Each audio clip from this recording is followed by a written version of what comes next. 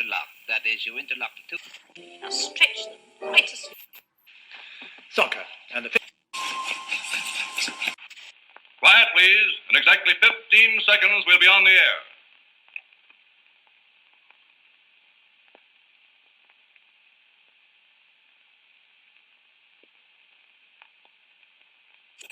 I felt like a reptile. Like a reptile. I felt like a reptile.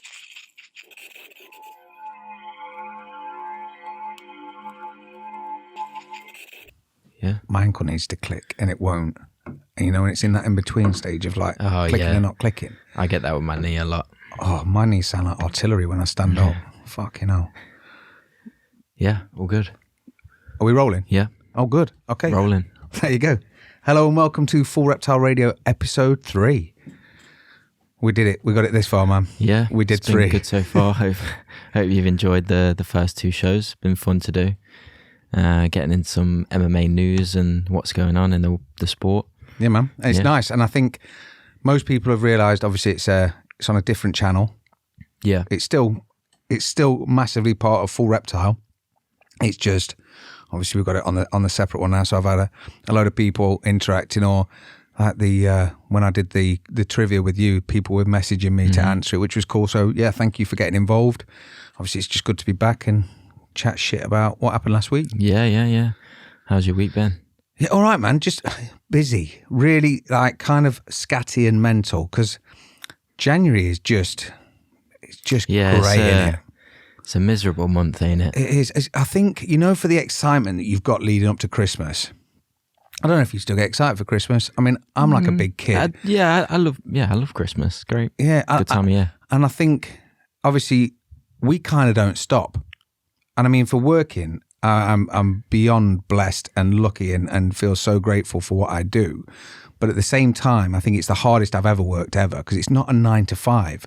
Like, we find ourselves up late or up early or whatever it is. And there's no dedicated, like, specific hours to it. It's like whenever something needs doing. What do you need? We need to do it. It's the same as like bank holidays and actual days off. Like, I know when I was working at Egg, Stace would send me to work on the first day back from Christmas with all of my holidays pre-planned, because you had to get in before someone else. Yeah.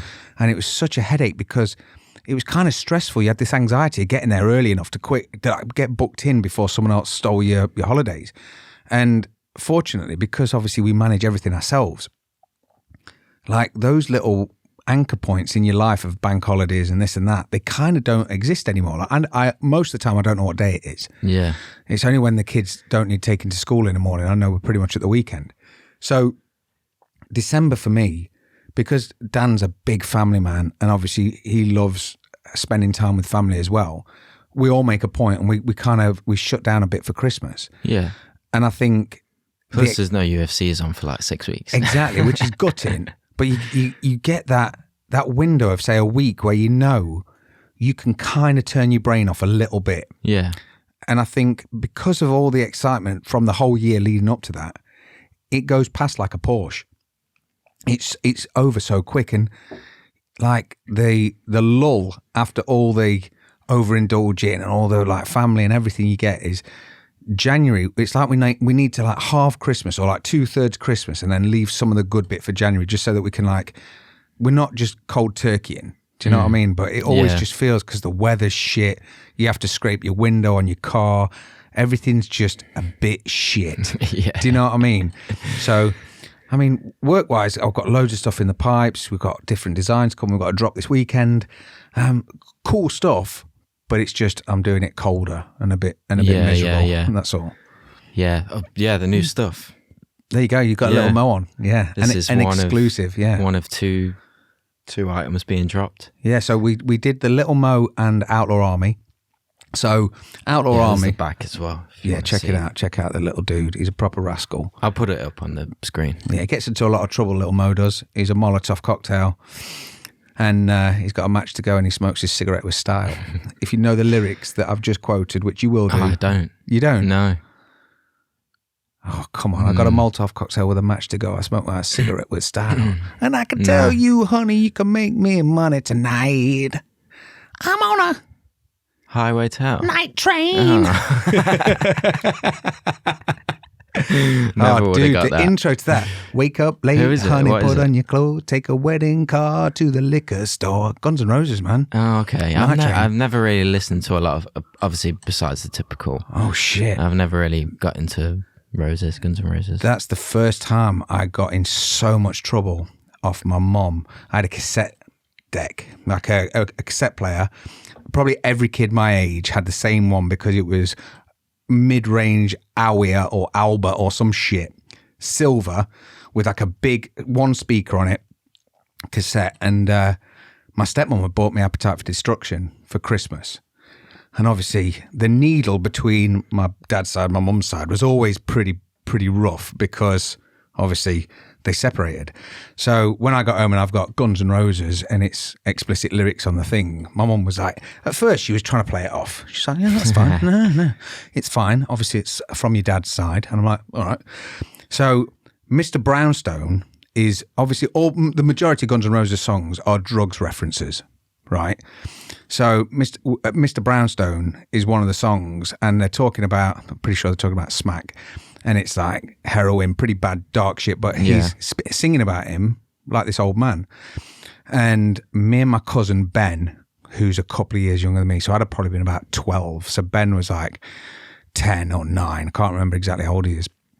And one of the lines of the song is, that old man, he's a real motherfucker, gonna kick him on down the line, right?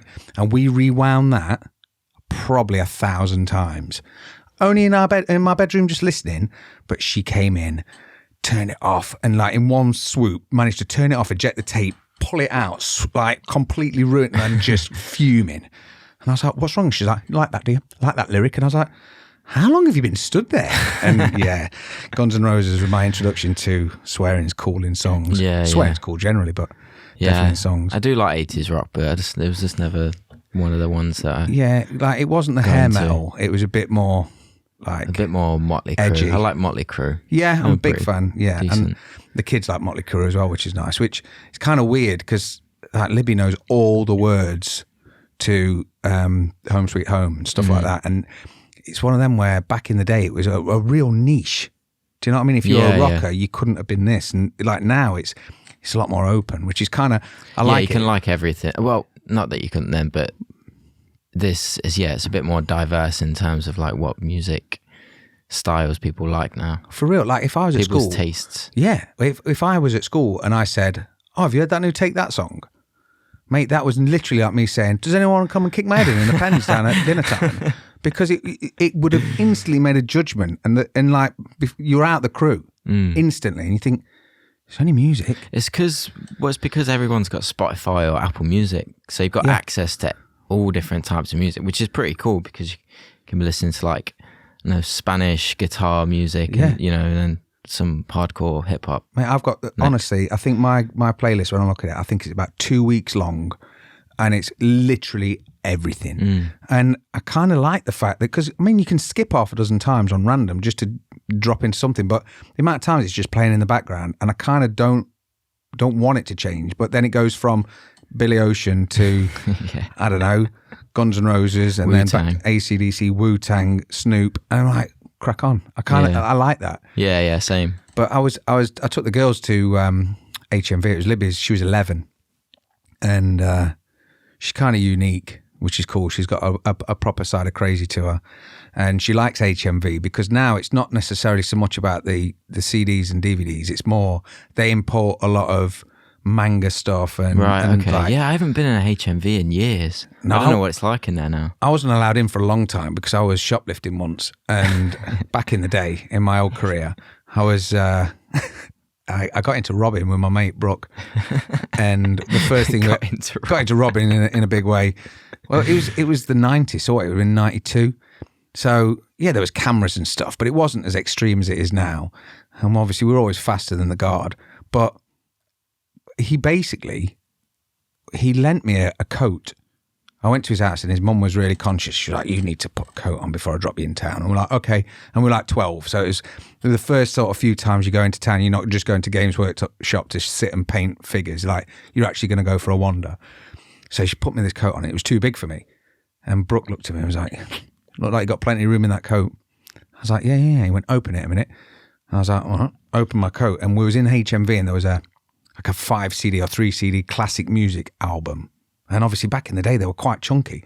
And he just dropped it straight in my coat. And I was like, oh, I need to be accepted by this dude.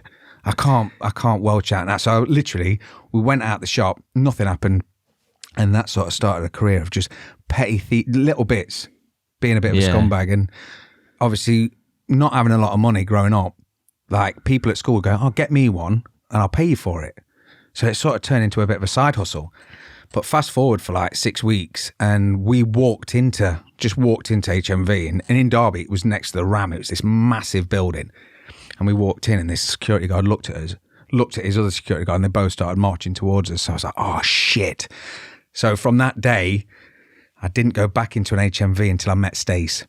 Jeez. And I was 17 and she was collecting the Friends missed videos. the good years of HMV. That's it. I missed all the 2 for 10 on videos and stuff. And she was collecting the Friends tapes and I'd not been with her long. And she was like, oh, just nip with me into HMV. I just want to buy myself some videos. And I was like, oh shit, how do I tell her about my dark It's got past? a fake moustache on it. Yeah, like a massive nose with big glasses. Like, oh, all right.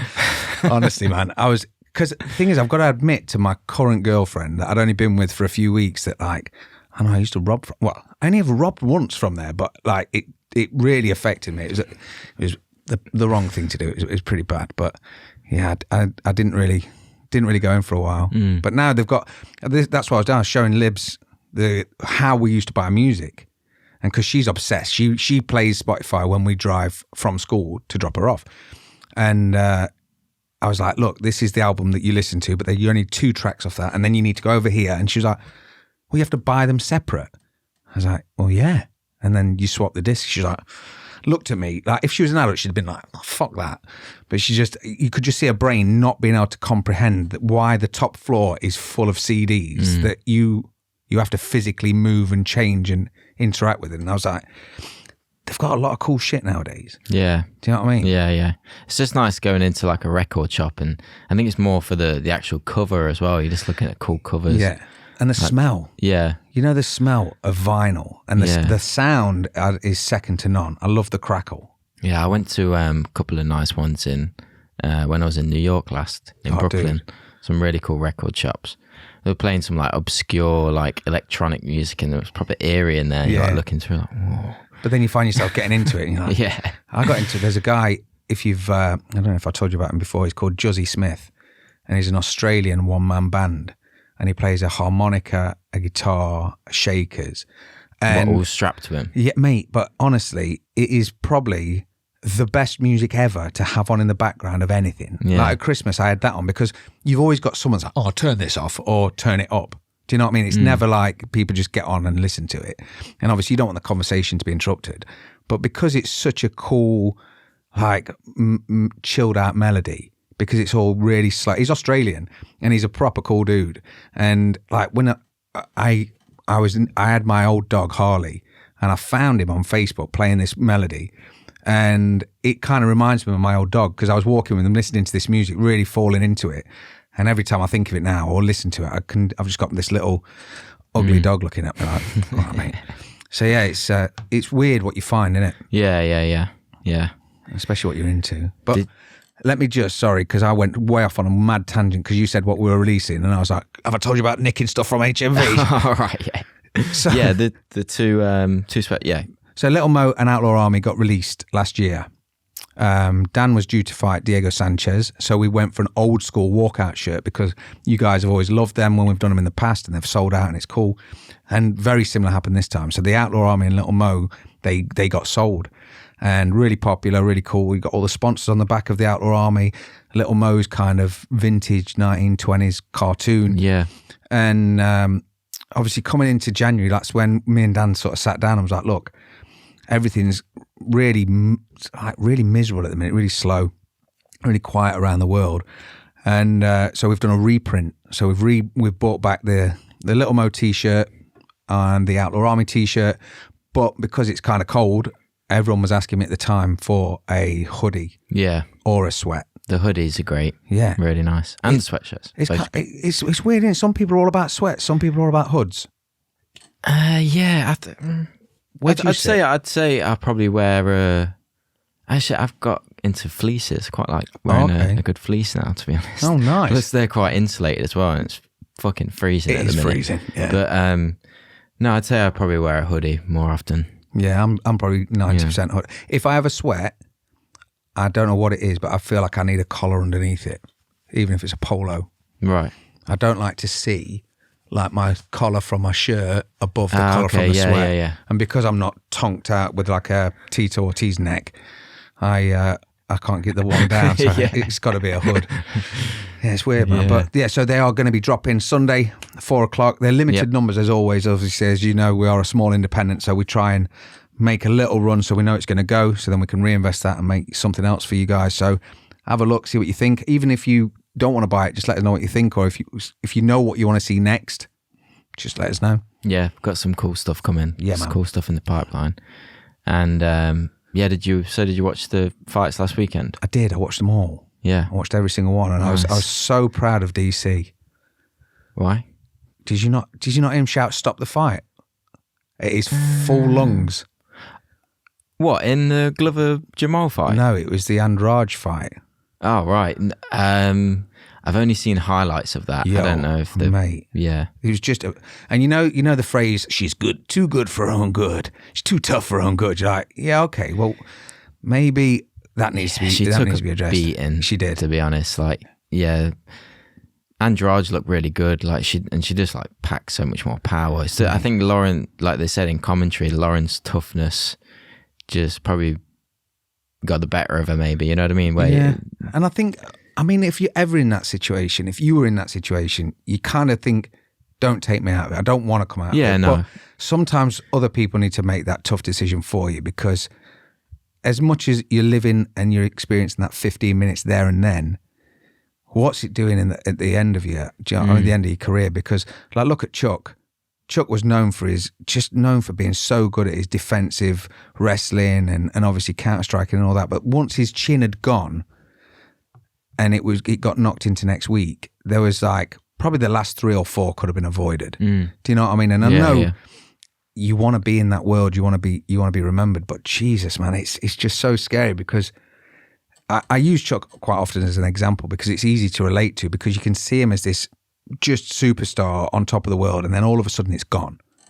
And that's got to be really, really difficult to deal with. Like, you hear wrestlers talk about it, like from WWE, that say like the pop coming out to the crowd and just hearing everyone.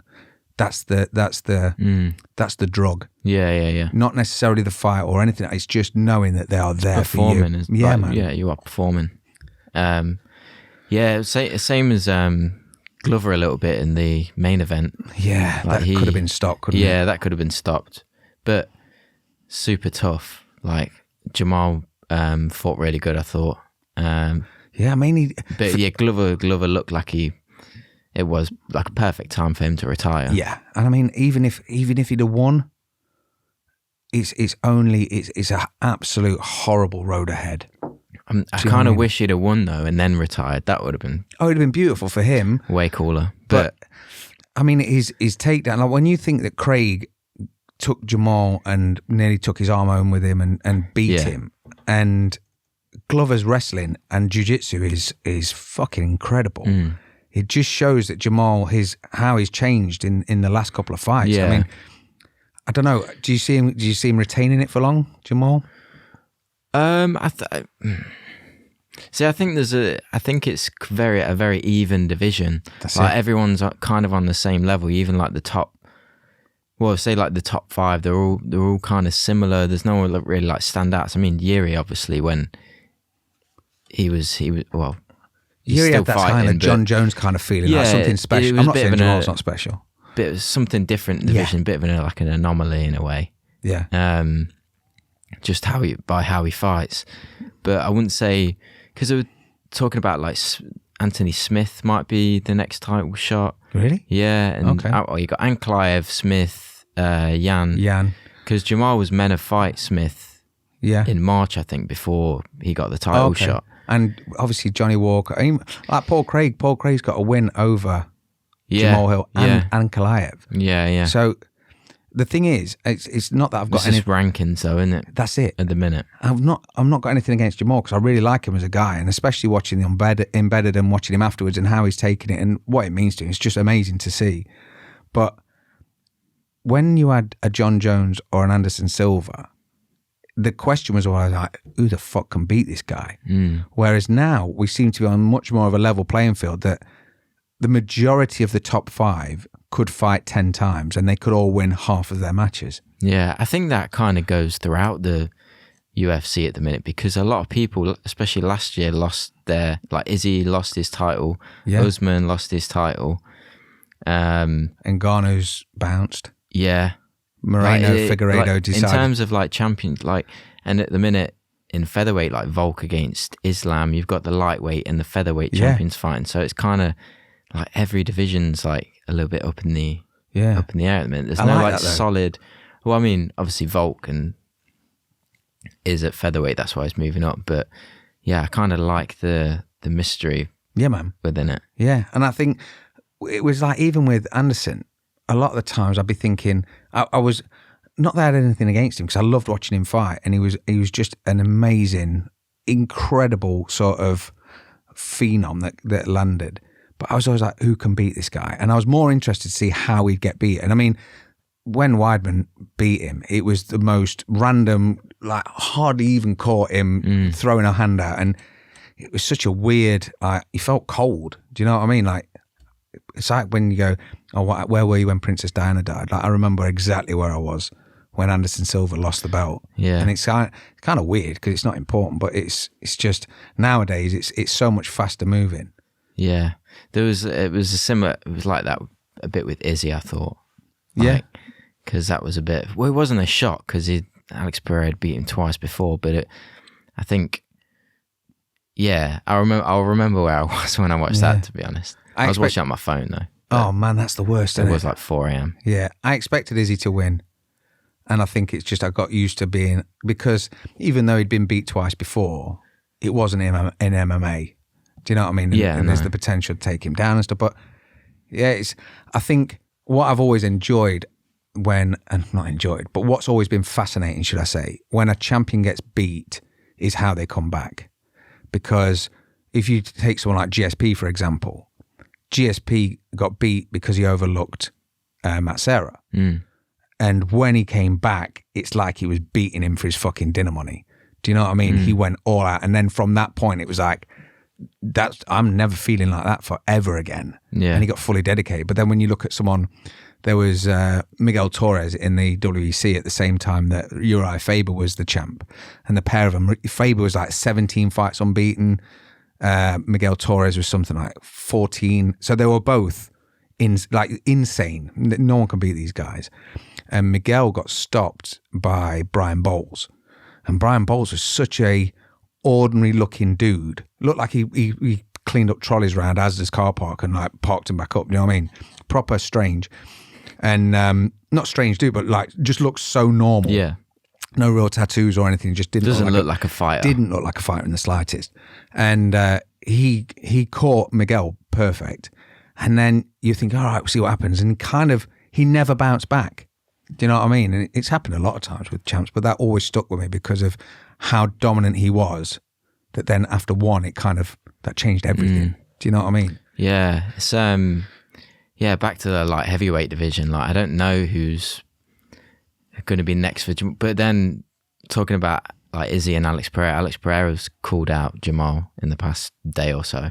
Yeah. He put a tweet out saying, how about getting knocked out by me or something like that. But mate, where would you put your money on that?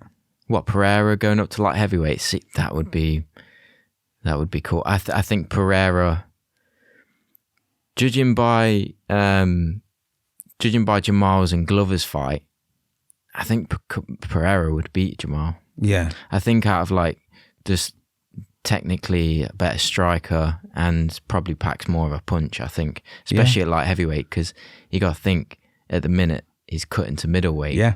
So he's not got to cut, like he'll be in better shape, he'll be stronger. His conditioning probably might not be as good, but yeah, I think it will be lethal at light heavyweight. But then you've got Jamahal fighting Johnny Walker, and Johnny Walker is a dynamic striker, really dangerous. I know he's nowhere near as intimidating as Pereira, but look what he did. I'm not saying, I'm just trying to play devil's advocate because I would probably lean towards Pereira. I just don't put Johnny Walker in that bracket of fighters at the minute.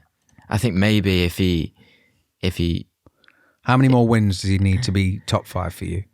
Because where is he at the minute in the rankings? I'm not sure. I did the graphics, but mate, I did so many fucking graphics I can't remember them, and they're kind of all the websites are all different. Let me just. But like Johnny Walker burst onto the scene and was just insane. And at the time, I remember talking to Dan and saying, I'd love to see him against John Jones just because he's an unknown, even though he's not necessarily ranked. And I think obviously he came back from that loss. And did he go 5 rounds with Johnny Walker? Oh, Thiago Santos. So he lost to Hill and fell like a wavy arm man. And then he fought Santos, who was a really close fight with John Jones. He's number 8. He's gone up 4 places. Yeah, it's not bad. I think if he hasn't... he was 12th. He has a couple more convincing wins like the one against Craig. Because I thought Craig was going to win. Yeah. I honestly thought Craig was going to win. But, like, if he can have a couple... Yeah, I think if Johnny Walker fights... You could even do a Johnny Walker Smith or Johnny Walker Yan. Yeah. I mean, they've all got pretty equal chances. I just think it's a bit unfair on people like Magomed and Kalaev and Yeri and Rakic maybe to fight below. Yeah.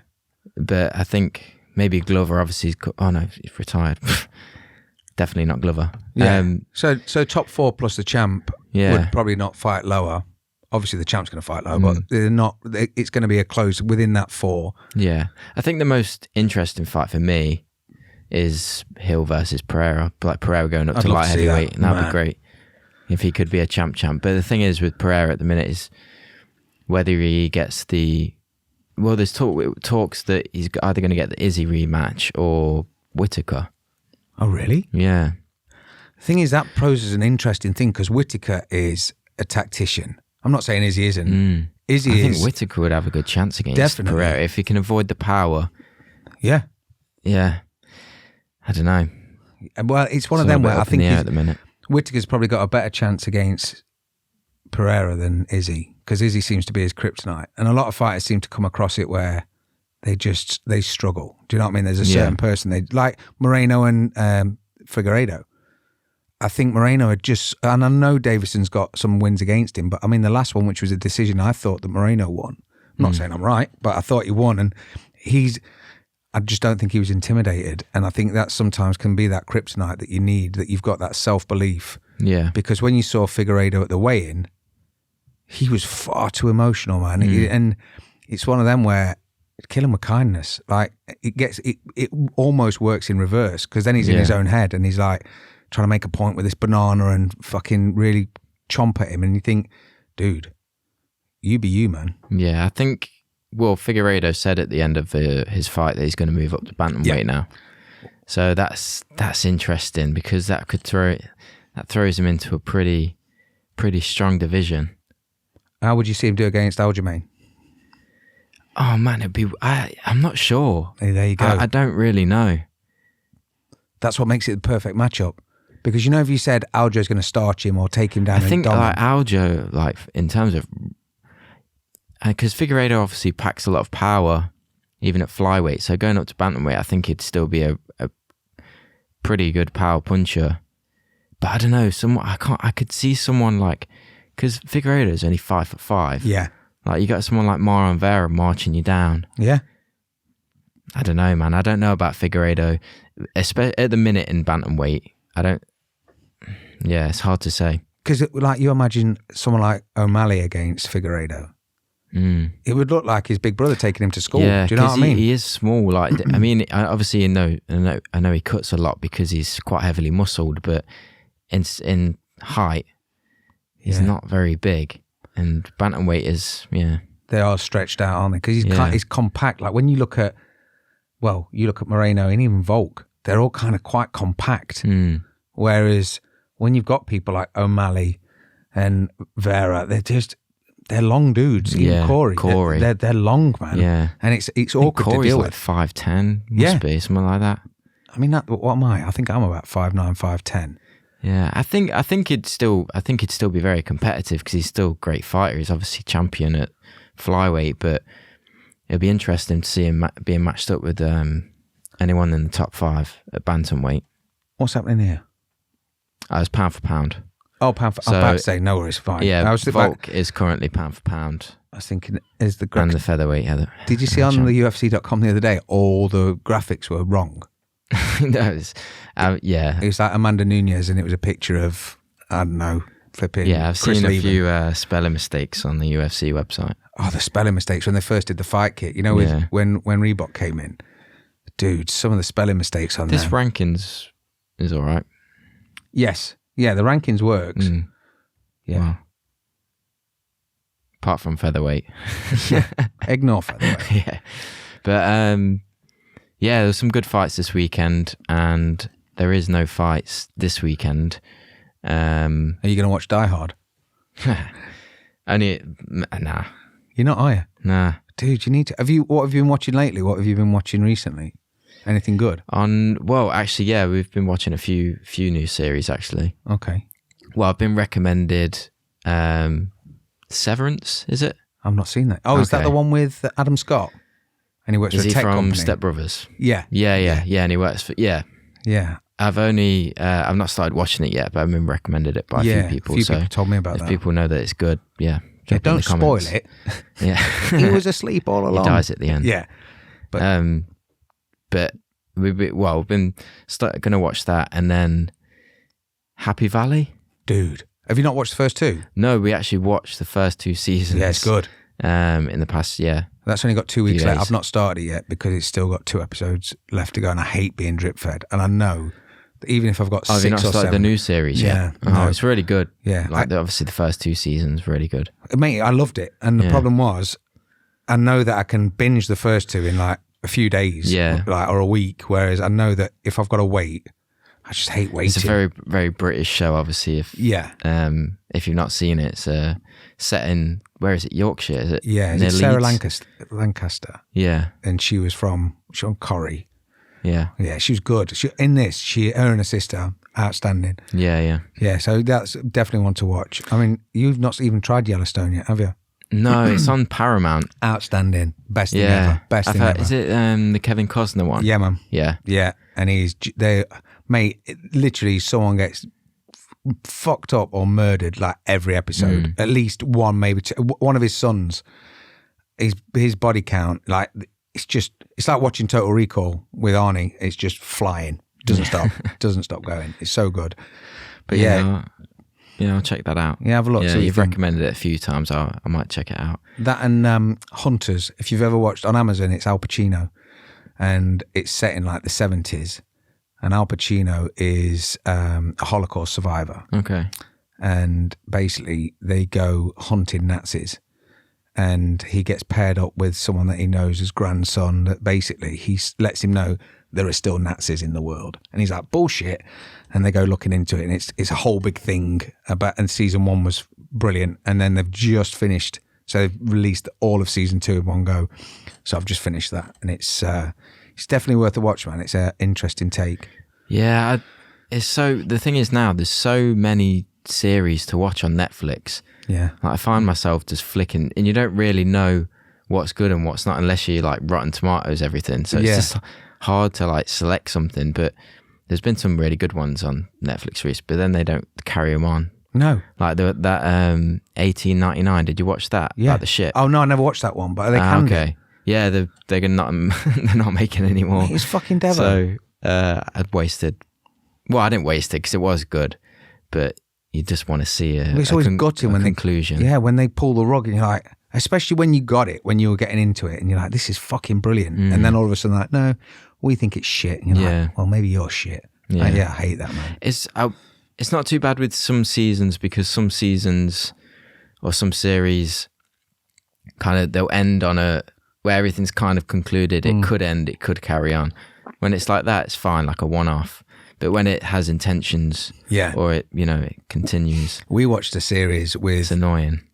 Yeah, I hate it. That if I know beforehand, we definitely won't watch it because I don't want to get invested. But can you remember Scream, the original Scream? Yeah. Oh, right. Yeah. So one of the killers in that is called Skeet Ulrich. So, he was the main character in this program called Jericho, and basically it was about a nuclear attack. Nuclear. I've heard of Jericho. Mate, it was fucking brilliant. So like this little town, this little mountainside town in America, and there's these all these attacks going off, and they're like trying to survive, and this town has got a salt mine, so then they're trading with these other people, and it was fucking fast. I think there was I can't remember his name, out of Snatch was in it, the British guy, Saul, and he was in, and it was honest, the guy off of Snatch, what's it, not Don Cheadle. Oh, I will tell you. He's in so much stuff. He's fucking brilliant. I will tell you now. I know what you mean. You got me. Hold on. His name is Lenny James. Yeah. And he's good. He's in Walking Dead and stuff. Wasn't yes, he? That's it. Yeah, and he's in Walking Dead and Save Me and all these others, and he's fucking brilliant. And he was in it, and it was so good. And like they canned it, I think 3 episodes into season 2 or something like. It wasn't even like, don't bother, and they'd left it wide open, and it was just so fucking gutting shit. But yeah, so have a look. But have you talking about TV shows? Have you seen that Conor was tweeting about the Ultimate Fighter, saying coming back to do the Ultimate Fighter? What, Conor's coming back to do the Ultimate Fighter? coach. I haven't seen that. Oh, yeah, that would be cool. I think that would be and then for him to fight More at the end than of it. likely. Yeah. I think that's pretty. I mean, it would be good TV. Yeah, like for sure. Like to have him in that position. I think that'd be cool. I'd enjoy it. I'd watch it. Yeah, I think it piques his interest more than anything because I listened to John Kavanagh in an interview, and he was saying like what names would excite him. And I think if you are in the gym surrounding, as far as with the cameras and like you're building everything back up, I think you would naturally become reinvested. Yeah, but I don't think. Surely it's not going to be for a title. Well, fucking hell. I think Michael Chandler would be really good. That'd be interesting because I think he'll be very good on the cameras. You know what I mean? He'd make good for good TV as well, just in terms of their like banter. How do you think he would react to Conor's British sense of humour though? His like needle. Well, that's what I mean. I think Conor could easily get under his skin, and Chandler would big just time. Mate, big time. Yeah. Chandler's like American hero, isn't he? So everything's like Kellogg's family, shiny white teeth. Do you know what I mean? And I think there's far too much ammo. I don't know if it would be fair to Chandler because it would be maybe a hate crime. Do you know what I mean? Like you've seen people not react well to it, but I think it would affect him. They've got to pick someone, but it depends if Conor comes back at lightweight or welterweight. Well, mate, the size he is at the minute is going to be fucking super heavy. Jesus. Yeah. If he came back at welterweight, that would be like maybe him and Colby. That'd be good. That would be pretty fun. I think the problem is with that Dana knows that he'd be getting taken down and like bow humped.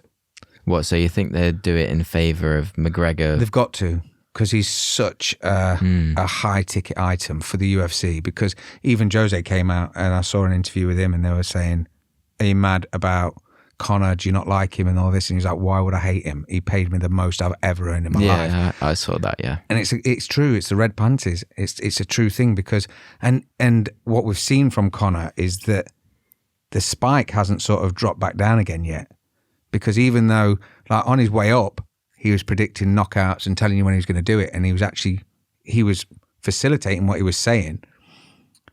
Even when he started losing, I mean, the first one was really the boxing match. And you can say, well, we didn't expect you to. You're going against the world's best boxer ever. So then when he did start losing, like, people are still tuning in. So I think, I don't think they would put something that would really like stall the fight, like a heavy wrestler. Like, I know Chandler's a really good wrestler, but Colby's... The thing is with Conor, like, I mean, when he has come back to the UFC, obviously his last 2 fights were both against Dustin Poirier. Like, Dustin Poirier is a really good fight. He's like one of the best lightweights ever. Yeah. Like, it's not as if he's come back and he's lost to people who aren't, at the top of the division. Yeah.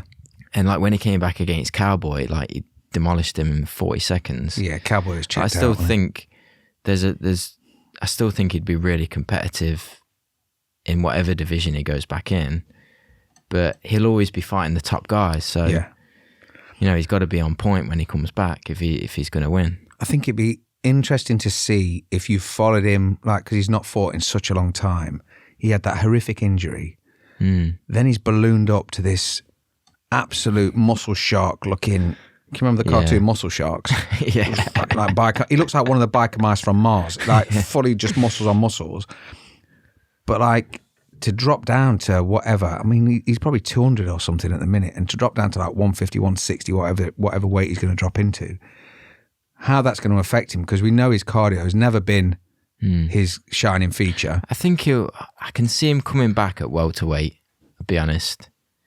And like just being a big power punch, like I don't think he'll move as well at welterweight, but he'd still have that power, more of it probably. Yeah.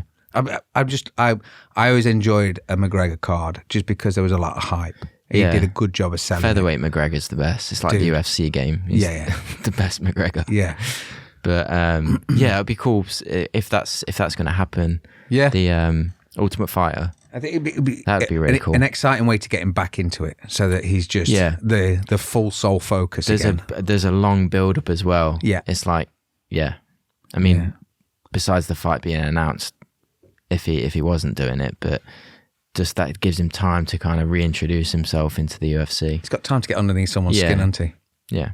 And Jose's boxing. Have you seen Jose's boxing? No. Yeah. I've seen promo video on his Instagram, but I didn't think.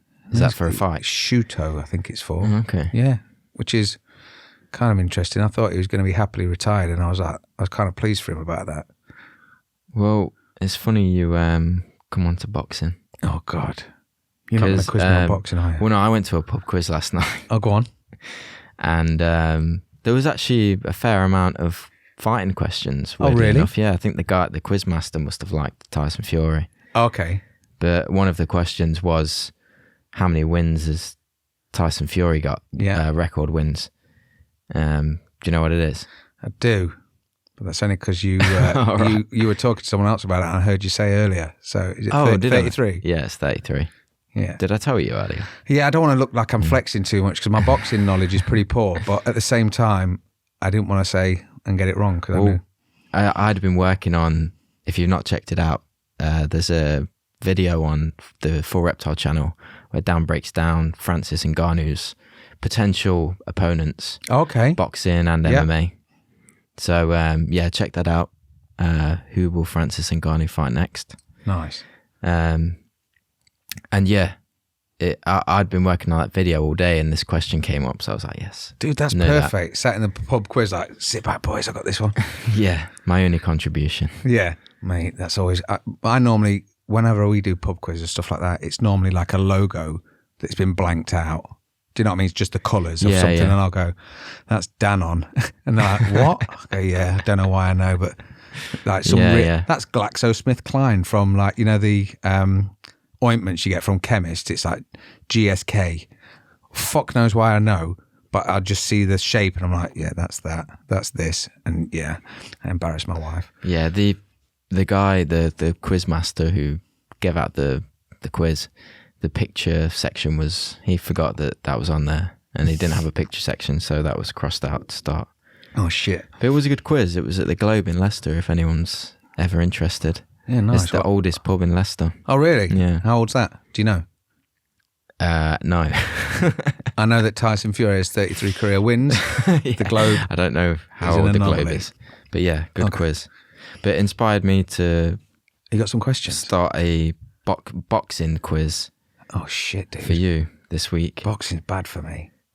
Go on. Is it? Yeah. Oh, okay. My boxing's all right. I mean, they're pretty... They're not see. like... I mean, it's you'll know all the people that I'm talking about. Okay. It's not like it was the first ever boxing heavyweight champion or something. Okay, this is where it gets edited heavily. Right, so question number 1. Go on. In which round did Tyson Fury stop Derek Chisora in their last fight? And this was just before Christmas. Was it 7 or 8? Or was that earlier? No, it was a bit quite into it, wasn't it? Yeah. Am I close with 8? Yeah, you're close. 10. Yeah, it's 10. Yeah. 10th round. See, I didn't jump to 9 there just to step up. Yeah. 10. It was a good fight. It was a good fight. Yeah, Tyson looked good. He always looks good, man. Yeah, I mean, He's such a, yeah. I mean, yeah, especially Derek Chisora, who arguably probably wasn't really the next person in line, but No, but still a made good him fight. work for it. Yeah. So question number 2, Deontay Wilder competed in the 2008 Beijing Olympics. What medal was he awarded? Bronze. Yeah. Nice. What's his nickname? Deontay Wilder, the Great Eraser. Oh, shit. Yeah. What? The Great Eraser? Yeah. It's for his right hand. That's fucking terrible. Man, when Dan was making that video the other day, he had clips of some of Deontay Wilder's knockouts. Insane. Yeah. Like, he's filth. People were like convulsing on the floor when they've been hit by him. It's like a truck. Yeah.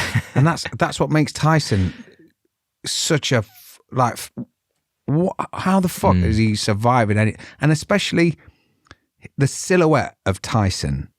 Like, if aliens came to Earth and was like, show me your best specimen, and you got Deontay Wilder and he's like chiseled out of fucking marble, like this absolute Adonis, you go, there he is, that's our champion.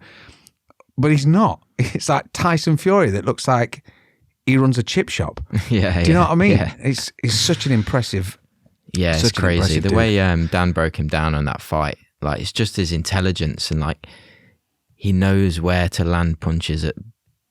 Like, he's not really working off like combinations that he's practiced over and over again. Yeah. He's like in the fight and landing what's necessary Yeah. at that point. And when Dan was breaking it down, like especially in like slow motion stuff, you can see the little gaps that he gets through. Yeah. Especially even in big gloves, like imagine him in MMA gloves. And I think that's what he's kind of proposed to Ngannou, Dude. is to fight in 4-ounce gloves, and that Wow. would be. It'd be interesting. Tyson would piece him up. Yeah. Like, there is always that risk. There's always that, Ngannou power that can Yeah, but put anyone's lights out. But it's going to have to happen relatively quick, because it's disheartening when you can't land on someone and someone is just out, especially in a very similar sport where you're just being outmoved or whatever it is. And mate, it's scary, because Tyson's, it's like he's unlocked the Matrix. Do you know what I mean? It's like it's a cheat code. Yeah. Because like you say, it's not the traditional combo or just find your spot. It's literally this point with this much pressure at this time to slip through this gap, and he puts it together so well. yeah, he's really cool to watch. Yeah, man. So, okay, there you got that one right then. The Deontay Wilder question. Okay. So question number 3, going back a bit. Who did Muhammad Ali beat to become the heavyweight champion for the first time? Oh, fuck me. I know this. Oh, my God. It was in 1964. Of course it was. If you want a hand. That's not helped. It was, I can't. You'll kick yourself. Yeah, because it's going to be like Buster Douglas or some, like, do you know what I mean? I can't. You'll definitely know who it is. I can remember watching all the documentaries. It just didn't. I can't even. I was watching the Muhammad Ali or Ali Yeah. Will Smith film. What's his initials? S and L. Not Sugar Ray No. Leonard. No, because that's not the right time. Is it? SL. Sonny Liston. Yes. Yes. Sugar Ray. Okay, Fucking Sonny bonus Liston. points if you can name guess how old Muhammad Ali was when he became champion. 22. Yeah. Nice. Fucking hell. That was good answers. Yeah, I was watching the Ali film with Yeah. Will Smith. It's okay. Yeah. I'd never seen it before, and Isn't that on Netflix now? it just got put on Netflix the other day, so I gave it a watch, and it's all right. It's Yeah. not the best biopic I've seen, but yeah. Mate, I'll make sure I'll get some trivia. I'll get you some questions next week as well. Yeah. I'll get you All back. I can't... Boxing, I always enjoyed boxing, and I think the main thing for me was my dad was into boxing. Right. In a big way, and it was around the times of Eubank and Ben, Tyson and Bruno. And my granddad was so into boxing. He's like, oh, wait till Bruno comes. He's got a new punch. It's this and that. He was just buzzing. And to see how excited he was, I was like, well, I've got to watch it. Yeah. I got to stay up late. So we used to watch boxing then. But because my dad had Sky, and it was like a big thing. So I'd have been, 89. I'd have probably been about 8. And Sky was just out. So we'd watch wrestling. It was WWF, and I was so into wrestling. I loved it because I think it was more the pantomime. It wasn't necessarily always the matches. I mean, I enjoyed them, but it was the promos. It was the massive superstars at the time. These oversized, like He-Man sized people, Ultimate Warrior, Macho Man, and Hulk Hogan, and all that. And I would love it, but my granddad detested it because it was so American in his opinion. Obviously, he's an old boy, he's from an old generation. So he's like, oh, why is there so much talking? Because he was all about English wrestling with Big Daddy and giant haystacks. Right. And that was like old ladies hitting them with handbags. So when I say I want to watch wrestling, he just couldn't comprehend the American wrestling. But what I found was when I was watching boxing with them, if it was slow or if it was boring because I wasn't understanding it, it lasted forever. Whereas eventually what I found was with MMA, I'd get a lot of the pantomime because by the time I started watching it properly, we were probably on UFC 20 or UFC 30. And I was religiously trying to get hold of it and find it. But you get a lot of the pantomime of the Lion's Den, like the Ken Shamrock sort of crew against Shooterbox or whoever it was, and they're all falling out, and like Hammer House and all these other guys. And the difference was they were going to smash the fuck out of each other, and they meant it. Do you know what I mean? Yeah, it's like like you said, it's took the kind of pantomime from wrestling, WWF. Yeah, but and they fucking mean it. Yeah, but then there's that like boxing mentality, you know, it's like going to punch you until you're knocked out. Yeah, sweet science, and you got there was Or a lot more. choke you. Yeah, there was a lot more flash knockouts in MMA because people were used to training in boxing gloves, and they learned how to get hit with boxing gloves, and the torque and the power and everything that you could generate. In boxing, you'd see it, but in MMA, it was more often because if you got someone that was predominantly a grappler, and then you got someone like Chuck, he's just headhunting, and you're not trained necessarily to defend that, so it looks so much more brutal and more insane. But the main thing was, if it was a slow fight, which in the early days, there wasn't that many slow fights because someone would get mounted and then they'd get beat the shit out of, even if it's a grappler, because they didn't know how to defend it. So the worst you'd have to wait is 15 minutes. Whereas with boxing, because it was like 12 3-minute rounds or whatever, it felt like, fucking hell, is something going to happen? And so it's not like I ever fell out of love with boxing because I followed it always in parallel, but it was never... Like with UFC, I will not look at my phone on a Sunday. I will not check it. I will not go anywhere near any social media. I don't want to talk about it. I don't want to hear about it. My friends know to not even message me with any sort of inflection in their voice or with the message like, dude, have you watched it? ? Because I'll be like, or ? I'm like, why have you? And I start reading into everything. Yeah, you want to work off a clean slate. Mate, I'm obsessed. I have to ingest all the data from embedded and Dan's things and all the other shit, and then I sit and I wait till the kids are in bed, not because they can't watch it, but because I know that I'd be halfway through and they'd be stood in front of me going, Dad, you know when a hedgehog's born, do you think that it prickles the mum? And I'm like, what? And they go, yeah, you know pigeons. I'm like, fucking hell. And I just, because I need to be all or nothing. Yeah. So yeah, it's wicked. And I think that's why I'm gutted this weekend. There's nothing, is there? No, nothing this weekend. But yeah, back with Derek Lewis and Spivak. the following week, and then after that is it UFC 284 after that? Yes. Yeah. Yes, it is. Yeah. Have you seen that Floyd Mayweather, is fighting Aaron? Yeah, I did see this. From I didn't know whether it was Geordie true or Shore. not. Is it happening? Is he on a boxing tour, Mayweather, at the minute? Yeah. Something Crushing boxing tour. Yeah.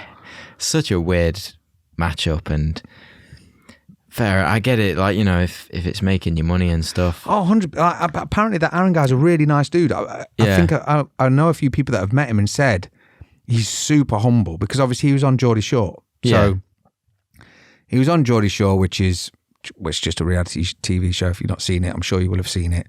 And essentially, the louder and more brash you are, the more attention you get normally in that sort of world. But he's heavily tattooed, and he made a point of moving over to MMA, and he's had a pretty good show. Like, he had one where he got dominated on the ground a bit. He was fighting on Bellator, wasn't he? Yeah, man. Yeah. So he put the time in, and everyone that I spoke to that knew him was saying that he's a nice dude. He seems like a genuine dude. But to see that he's going up against Mayweather, I was... Obviously, I mean, you could, if you asked me to go up against Mayweather for £1 million, I would lace up the gloves gladly. Yeah, the thing is with Mayweather, like, he's not, obviously he's a lot older, and kind of his career ended a while ago now, but he's not out of shape, or he's not become out of shape. He's still in pretty good fighting shape. So, you know, I can see him doing these kind of things for a while, just to earn people money and, like, boost his promotion and stuff like that. And how much damage do you think it brings to his brand, though, the tail end of his career? But the thing is, he never got hit as well. So he's in terms of his, like, fighting lifespan. Yeah, I think he's still all right. Yeah, but the actual, do you know, like the legacy that he leaves? Like, you know, when you look at someone like Bisping, for example, he climbed and failed the mountain a few times, but then eventually he cracked the mountain, he got the belt, and then when he finished, there was a lot behind it to say, look, you're getting older, you've got one eye, this, and this. And he's like, do you know what? Yeah, good, I'm done. I'll walk away a champion, essentially. But, like, Mayweather did that, and he was fighting the very best, very best, very best, very best. And obviously, even when he did Conor, that was like a nice swan song to sort of go, even if he was going fuck you to MMA or whatever he was doing, he was like proving a point. And he could say what he wanted about the punches that landed. He was like, look, I knew what I was doing. I decided, and I was leading that dance. That to me was like the perfect swan song, because the brand was super strong. He's got a great following and all the rest of it. But the more small, like, less known people that he fights, there's always a chance that he's going to be a highlight reel freak knockout. Yeah, now you say that, like, it's going to come to a point where one of these YouTubers might catch him and just spark him out. That's it. And that does affect his legacy. That dilutes because everything. he is known as the best boxer ever. I mean, of course. No one ever beat him. No. So it's, well, I don't know about amateur career, but yeah. Did he as have far one as loss his in pro amateur? career. I think one loss in yeah, amateur. because there's that video of him, like, super, super upset because of that loss. Was that an And then Olympics one? after that, he never lost again. Yeah. No, I'm thinking of Khabib or something like that. Yeah. Yeah, I think that's what I mean. But yeah, because I saw that Logan Paul was chasing him because apparently he'd still not been paid by him. right. Which no is, idea. I mean, and that's picking up on something you said about him making money for people. Like, whatever, if you're fighting people off Geordie Shore and you're saying, yeah, I'll give you £1 million, and then you get beat on whatever card, and then it's like, yeah, we're not going to give it you. Yeah, I think Mayweather's still in that, like I said, in his fighting lifespan, where I think he's okay at the minute against guys like this. Yeah. I don't think he'd be competitive if he fought actual boxers. No. Not to say that these guys, like, Aaron Chalmers, Yeah. like, obviously he's a trained MMA fighter, so he's obviously trained boxing. And he's got decent hands, Yeah. but it's still... He's knocked people out, and you know, He's not done it for 30 years, it's though. a lot more of a threat. Who, Chalmers? Yeah, he's not been doing it for the past 30 years and honing his craft. Oh, right. Yeah, yeah. And yeah, it's an interesting one. But I'd say he's probably more of a threat than someone like a Logan Paul, who, you know, Yeah. as well as he's a big guy and strong, and he's obviously trained, but it's different It's when a different someone's been form, doing innit? it. Yeah. Did you watch? Professionally. Did you see Eubank Jr.? Did he won, right? No. Oh, did he not? No. Oh, right. Okay, I haven't seen No. it. Oh, mate. Well, yeah. Well, you'll see it, but Yeah. it was impressive, and he was. Yeah, he's not a happy bunny, but he was done. Yeah, I think if because that fight with him and Conor Ben never got That would have been gold. That would have been great, but yeah, I think Conor. I think that's a fight we're still probably going to see one day. There's Hopefully. too much. There's too much rivalry and past rivalry. Mate. That's Family like glory. from a British boxing perspective. It was everything. Really cool fight. But yeah, let's get back onto. Well, I've got 2 questions left. Oh, okay. Sorry, dude. I just No, keep it's all right. It's all right. mackling on randomly. Go on. What are we doing? Are we good for time? Yeah, we've got. Oh, it's 7 minutes to 6. All right, I'll rattle through these last 2 questions. Go on then, dude. So, number 4. Mike Tyson had 50 career wins. Of how many of those were knockouts? Something like 47 or something insane like that. Is that your final answer? No. Let me have a think. Oh, man. It's up there, isn't it? It's high. Yeah. Really high. It's not 49, is it? No. Go on. 44. Yeah, I knew it. Well, I should have stuck with 47. That was Yeah. quite, I know it was insane. It's insane with Cuss by his side, bless him. Yeah. And so the last question. Which British boxer starred as Pretty Ricky Conlon in the Rocky spin-off movie Creed? Mate. Well, Fight Disciples, mate. Yeah, I think I know Bellew. you mean. Yeah, Tony Bellew. Yeah. Yeah. Pretty Ricky Conlon. Why didn't they just call him Tony Bellew? What, star as himself? Of course. I mean, spoiler alert, he wins. So it's not like they go, I always think that, like, the same as, what's his name? The one in Rocky 5. Tommy Gunn. Tommy Gunn, yeah. Tommy Gunn. Mate, he's had a. Have you ever watched his documentary? No, I know his story. Like, he was. Fucked. Yeah. Yeah, fuck. But I've not watched the doc. There's actually, Dan introduced me to a YouTube channel. It's called Board Films. Well, I think it's called Joseph Vincent, the guy who must make these videos. But the documentaries he makes are called Board Films, and there's just old clips from like old footage, old fights, and old like promos and stuff like that, all put into like a kind of a 45-minute documentary. It's a really cool channel. Because he put me onto a Tyson Fury one, but there was one about what's his name in real life? Tommy Gunn. It's not Tommy Fury. That's just because you just said Fury. it's I'm sure it's Tommy. Is it? I'm sure it is. But Yeah, look it up. Yeah, I mean, honestly, his story is it's really sad. Yeah. But he's Rocky. I never appreciated Rocky 5. No, I mean, it was one of the ones. Well, it's strange because my favourite Rocky is Rocky 4, and it's so far along. Really? Usually, It's the first couple. yeah. Usually, it's the first or the second in a series of movies that long. Yeah. It's usually the first couple that are the best. And Mine was usually the always first one. It was always 3 because it had Mr. T in it. Right? Yeah. Clubber Lang. Clubber Lang was the fucking man. Yeah. And then I like them all. I'll be honest. There's not. I think They've mine got- goes there's a 3, 4, certain- 1, 2. 3, 4, 1, 2. 5 What, don't and then exist. 5's just into Yeah, don't the. exist. And then the creeds I just caught sort of. I The watched it. first But Creed's actually alright. I enjoyed it. I mean, you're kind of watching it for what it is, just Yeah. a cool action film. if you want a boxing film, Play It to the Bone is Antonio Banderas and Woody Harrelson. Play It to the Bone. I think it's Play It to the Bone. Yeah, I'm pretty sure. There's that guy's name is Tommy Morrison, which I should have known. See, mine's always Raging Bull, probably Yeah. in terms of boxing films. Just like It's a lot there's faster a lot than of Raging Bull. aspects of that film that are brilliant. Play It to the Bone. Yeah, they fucking hell. 1999. Okay, Woody Harrelson and Woody Antonio Harrelson, Banderas. Antonio Banderas. Mate, it's fucking brilliant. Is it? Mate, when I watched it in 1999, it was.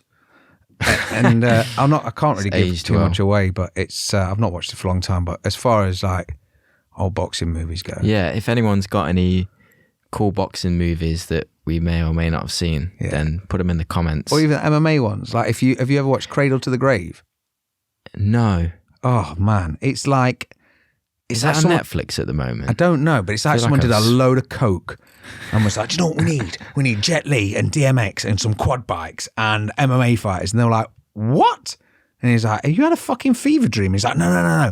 There's going to be like an underground pit fighting crew with fucking all of Randy Couture's mates. And then we're going to chase them on a quad bike. And then Jet Li's going to jump in and DMX is going to be there. Yeah, X is going to give it to you. All right. And they made it. And it's kind of shit, but at the same time, it's fucking brilliant because it's just, if you watched it at the time, but the underground scene is just, there's so many fighters that you'll recognise. And you're like, oh my God, that's fucking Matt Lindland, that's T. Ortiz, and that's Randy. So yeah, I like seeing the cameos. When I was doing the trivia for Full Reptile, I did one with all the cameos of when MMA people turned up in things, and like Uriah Faber's in Godzilla. Is it? Yeah, and there's... Which one? The 98 one? No, the newer one. I was going to say. Yeah, 98 is still in school. But no, the newer one. And whereabouts? He's one in of the first Marines. one, is he? Yeah. Oh, okay. But yeah, there's a film called The Death and Life of Bobby Z, which was Paul Walker from Fast and the Furious. Right. And basically he made it big on Fast and the Furious. And then they're like, oh, MMA's on the up. You're really good in Fast and the Furious. Tell you what. And they put it together and he was like, there was all of the Miletich camp in there with Chuck. So he had Chuck Liddell, Pat Miletich, Robbie Lawler, Tim Sylvia. Okay. Like really obvious, like they're thugs in a prison. Mate, there's so many random ones that just pop up here and there. Like if you ever watched King of Queens, did you watch the King of Queens with Kevin James? You know where you've not seen, so he's a DHL delivery man.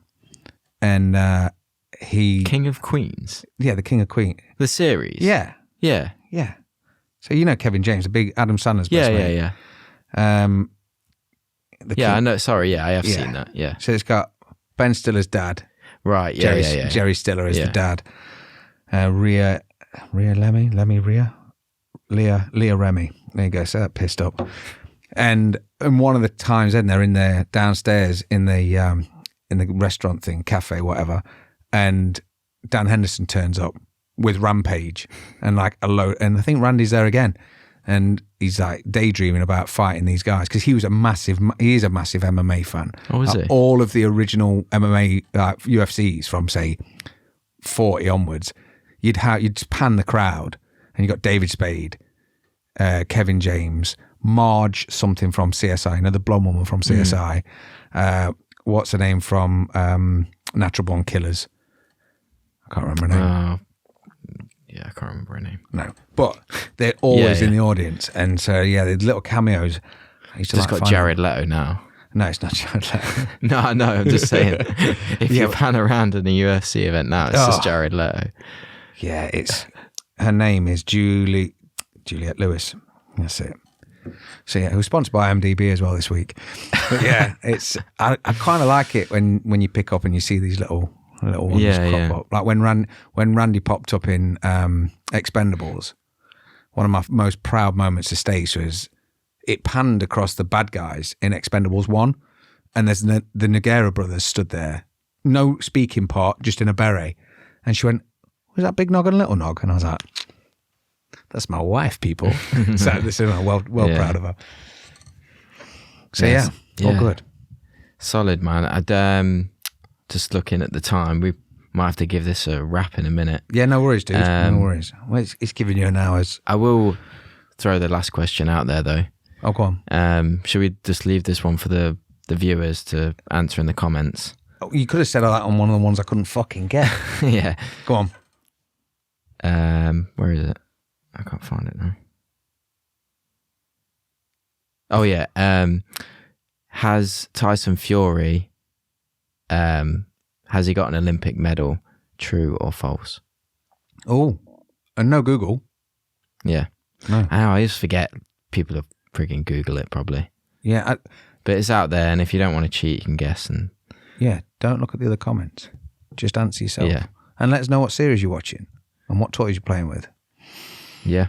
Yeah, man. Yeah, good show, man. Yeah, good to see you all again. Thank you. Pleasure. And we'll see you next week, eh? Yeah, check out the drop as well that's coming this weekend. Sunday, 4 p.m. And also on, obviously, New Shirt. They've got some new bits and bobs coming up, sponsored again by New Shirt. So that's what I was going to say. Maybe DC, if we get New Shirt to send DC one out after he started screaming, stop the fight. Oh, yeah. So, yeah, that's the next campaign we need you guys to back. Get us New Shirt trending so we can get DC a shirt to say stop the fight. Yeah. Nice one. Nice one. See you next week. Take care. Take it easy, dude. I felt like a reptile. Like a reptile. I felt like a reptile.